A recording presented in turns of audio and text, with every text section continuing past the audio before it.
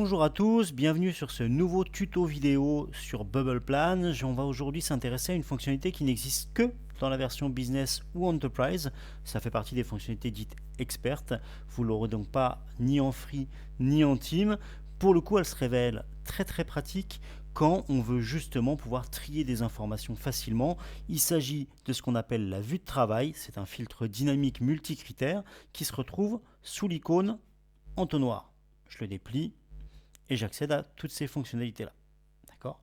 Je vais donc pouvoir, avec ces options, trier sous les critères de ligne, de couleur, d'icônes, d'intervenants ou des critères spécifiques d'affichage pour des besoins opérationnels, quand je travaille sur mon projet, ou pour des besoins de présentation.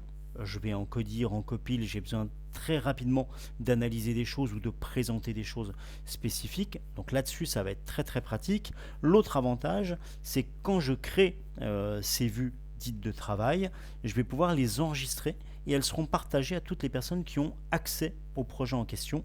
Ils pourront donc ensuite les exploiter. Je peux donc préparer des vues à destination de mon codir, de mon manager ou simplement de tel ou tel service parce que je tag justement sur les intervenants et on va voir ça en détail. J'ai donc un projet type qui a été créé pour l'occasion et donc quand j'active mes vues de travail, mon filtre dynamique, je peux par exemple venir, pendant que je travaille, filtrer pour n'avoir qu'une phase en question. On voit que dès que je clique, hop, ça s'affiche en vert et je sais que mon filtre est activé.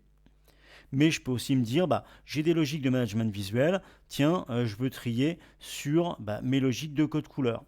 Et donc là, si il y a des codes couleurs qui existent, il va aller me chercher que les bulles ou les jalons qui correspondent. Mais si je le fais sur des choses où j'ai pas de couleur, pour le coup, j'ai un système vierge, il n'y a rien dedans, je sais donc qu'il n'y a rien qui correspond à ce critère-là. Les icônes, c'est tout à fait la même chose, ou encore, et là c'est intéressant, les intervenants, parce que vous cherchez souvent à venir trier l'information sur un projet ou sur du multiprojet, parce que cette vue dynamique de vue de travail va aussi fonctionner en vue consolidée multi-projet. Vous pouvez venir filtrer pour voir qui est présent sur quelle activité ou quel intervenant virtuel. Et donc c'est très puissant une fois que vous l'avez paramétré, mais je peux aussi venir filtrer sur des critères d'affichage. Alors ça c'est un peu différent, je suis en mode travail, souvent dans l'approche opérationnelle on va avoir plein de choses qui sont dépliées, comme mes actions ici, et quand je vais en présentation, ça va être vite fastidieux de voir les cacher une par une, et donc souvent j'ai besoin d'une fonctionnalité qui va me faire gagner du temps et qui va me permettre d'être efficace tout de suite. Là, pour le coup, le filtre affichage des vues de travail va me permettre de dire, tiens, cache-moi toutes les actions d'un coup. Ou alors, tu me les affiches toutes. Et là, je reviens au mode initial. Donc, le petit tiret gris, je suis au mode initial, c'est ce que j'avais sur mon projet avant de lancer mon filtre. Dès l'instant où je coche, je déplie tout. Et quand je décoche, je masque tout. Donc c'est très pratique. Initial, je ne suis plus en vert, je ne peux plus rien en faire. Si je vais en présentation, par exemple, pour mon codir et je veux juste qu'il ait finalement mes bulles avec les codes couleurs et leur titre, mais que je veux rien d'autre, je vais pouvoir par exemple me faire une vue de présentation. Il suffit de décocher tous les éléments d'affichage, puisque je ne les veux pas dans mon exemple. Et là, je vais pouvoir enregistrer ma vue.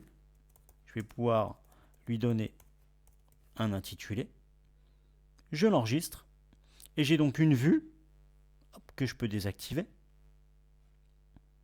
ou réactiver. Je suis sur la vue de présentation, donc mon filtre est activé. Là, je cherche juste à le masquer temporairement. Mais si je dois faire d'autres filtres, il va falloir que je sorte de ma vue. Je reviens dessus. Je peux aussi aller sur une nouvelle vue. D'accord ? Et sur ma nouvelle vue, il va falloir forcément que je revienne sur un état initial. Je pourrai ensuite en réenregistrer une. Donc là, je filtrerai sur un autre critère. Je ne sais pas. Tac. Et je pourrais, à ce compte-là, enregistrer une vue critère. L'intérêt de ça, c'est quoi ? C'est que si je sors maintenant de tout ça, je n'ai donc plus de filtre actif. On va se remettre en normal. Tac. J'ai plus de filtre actif. Il est plus vert. Mais si je reviens dessus, je vais avoir dans mon déroulé de vue ma vue de présentation. et ma vue critère.